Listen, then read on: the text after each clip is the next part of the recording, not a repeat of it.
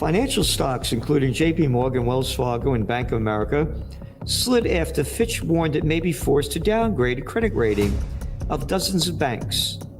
It comes as the latest challenges to the sector following Moody's decision last week to downgrade the rating of 10 banks while putting other institutions on the watch list.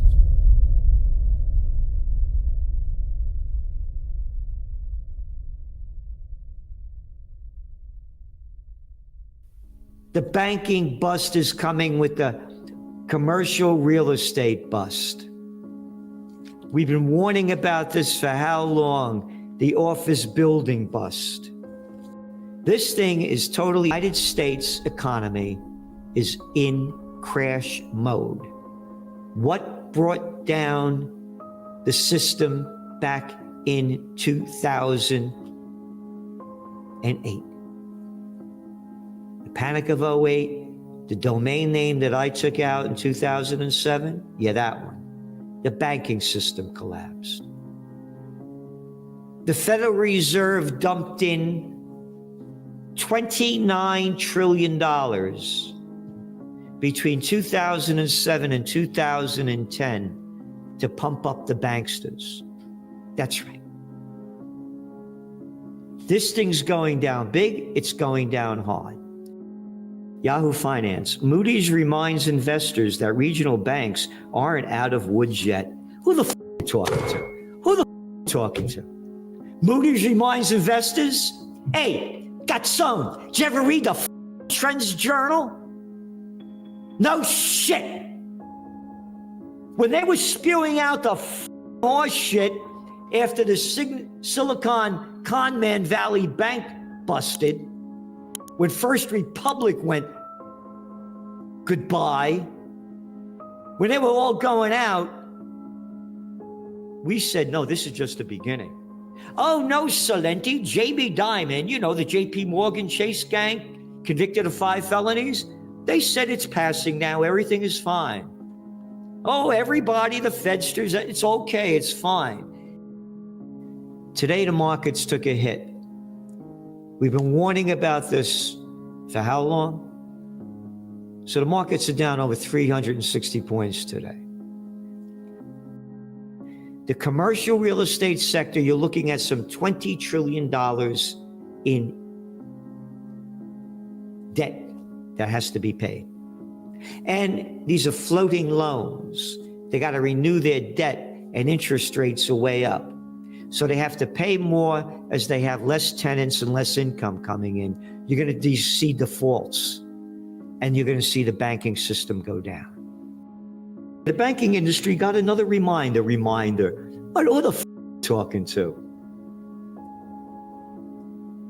That the problems that roiled the financial world in the spring are not yet past. Regional bank stocks fell Tuesday after Moody's Investors Service downgraded 10 mid-sized institutions by a single notch. Moody's also warned about a review of 6 other banks or possible downgrades, including U.S. Bancorp, State Street, Bank of New York Mellon, Citizens Financial, on and on. M&T got downgraded too. And again, the Fitch downgrades, not only of the new ones today, but of the United States credit rating, and then Moody's downgrading the banks. And you're seeing the bank stocks falling. Startups ain't starting up anymore. They're withering. People are working at home now. You got to stay at home. You can't go to work. Now people are they're home and they're saying, holy Christ, I've been getting up at 5 a.m, commuting an hour and a half each way. I hate this. I don't want to do it anymore. So now you have half the people coming to work. Oh, all the businesses that depended on commuters, finito. Dry cleaners are dried out. A third of them out of business. No more happy hours. Crime rates skyrocketing. Let's say I had 15 floors in an office building. You guys, listen, stay home 2-3 days a week. All I need is 4 floors here now. There's going to be a commercial real estate bust, the likes of which are incalculable. Let's go back to the real inflation rate. You go to John Williams' shadow stats, it's much higher than what the government is saying because they started rigging it in the 1980s. So they wouldn't have to pay people more in Social Security. Oh, the housing prices that went up 40% in 2 years? No, they didn't. We're looking in general at different levels and apartment dwellings and this and that. We're going to make up a phony number so we can bring down people stop eating steak and now they're eating chopped meat. That's right. They changed their diet. So we're rigging the numbers to show that the numbers aren't really as high as they are. People are struggling. Now they're talking about wages, not the cheap money, zero and negative interest rate policy, not the quantitative easing, buying up corporate bonds, not pumping in countless trillions of dollars to fight the COVID war. That didn't have a thing to do with it. All it had to do with it was the plantation workers of Slavelandia making more money, and we got to stop it. Because, hey, the billionaires got to make more money.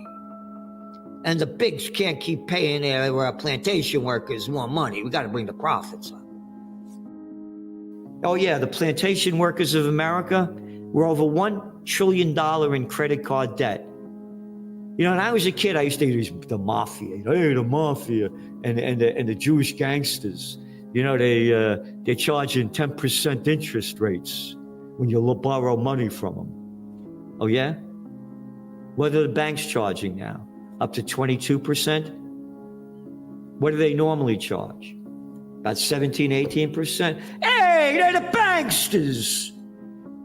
You guys, you wops, you mafia, just a bunch of guineas. We could people any way we want. We're too big to fail. You're just a piece of shit. Late September into October, that's when you're going to see the big decline. And also in the summer, anything could happen because you got very light trading now. It's summertime. And now we're going into the last 2 weeks of August. This is really vacation time. People don't have a clue of what's going on.